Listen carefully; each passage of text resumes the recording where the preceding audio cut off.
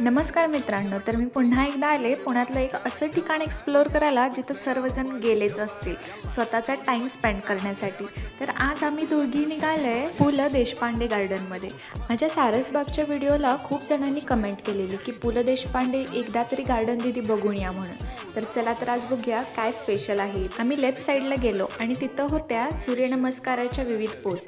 त्यानंतर हे छोटंसं उद्यान पाहिलं. इथं जाऊन तर मनाला एक वेगळाच आनंद मिळाला. स्वच्छता आणि इथलं झाडांचं मेंटेनन्स खूपच छान घेतलेलं होतं. हे गार्डन एक्सप्लोअर करण्यासाठी थोडा वेळच केला असं वाटत होतं, पण त्यानंतर छोटे मोठे फोटोशूट केले आणि निघालो. इथं पाणी नसल्यामुळे थोडी मजा तर नव्हती, पण बेटर लक नेक्स्ट टाईम. आम्हाला वाटलं की पु ल देशपांडे गार्डन हे एवढंच असावं. त्यानंतर आम्ही निघालो राईट साईडला. तिथं तिकीटवर एंट्री होती. जास्त तिकीट नाही, फक्त 5 रुपये होतं पर पर्सन. इथं वेलकम लिहिलेलं होतं, तेही मस्तपैकी झाडांमध्येच.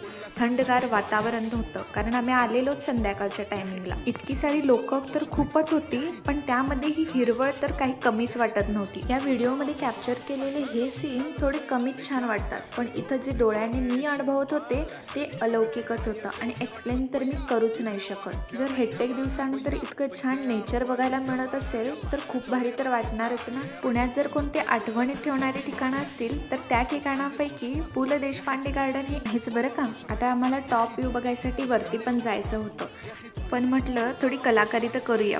मग त्यानंतर पायऱ्या चढून वर गेलो. जसं जसं वर जाईल तसे एक एक टप्पा अजून छान सुंदर दिसत होतं हे गार्डन. खरंच मनमुग्ध करणारं होतं हे गार्डन. आता संध्याकाळ होत आलेली होती. सध्यासाठी टाटा बाय बाय केलं गार्डनला आणि आम्ही दोघी घरी जायसाठी निघालो. घरी जाताना मात्र गर्दी खूपच वाढलेली होती संध्याकाळी.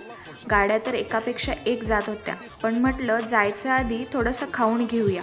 तिथं स्टॉल होते बाजूला आणि आम्ही दाबेली खाऊन परत घरी निघालो. भूक तर खूपच लागलेली, कारण हे गार्डन फिरताना पायांचे देखील व्यायाम चालूच होते. सध्यासाठी बाय बाय, पुन्हा भेटू नवीन ठिकाणी.